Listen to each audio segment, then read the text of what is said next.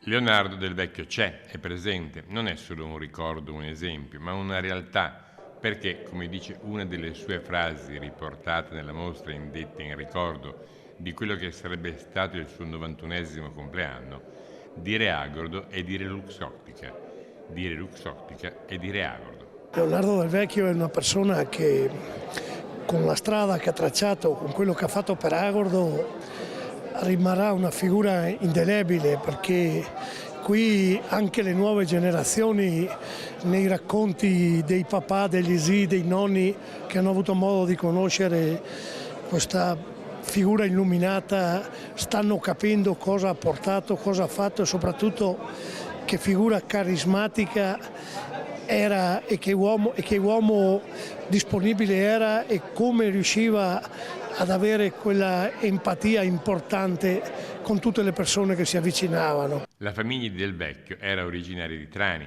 lui era nato a Milano, ma di Agordo era cittadino onorario. E proprio tra Trani ed Agordo si sviluppano i progetti della fondazione lui intitolata a sostegno delle eccellenze studentesche nell'ambito degli istituti tecnici. Un uomo come Leonardo ha segnato la storia non solo di Agordo ma del nostro paese e davvero io spero e auspico che di persone come lui con lo stesso modo di vedere ce ne siano ancora e ce ne saranno tante. È per questo che noi operiamo proprio e stiamo facendo molto per i giovani. Leonardo fu un uomo unico, un'eccellenza assoluta, non solo per Belluno, non solo per il Veneto, ma nemmeno solo per l'Italia. Oggi ai figli, domani ai figli dei figli, il compito di preservarne la memoria.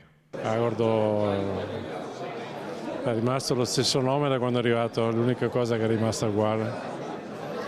Ma le persone che sono cresciute con lui sono quelle che continuano a portare avanti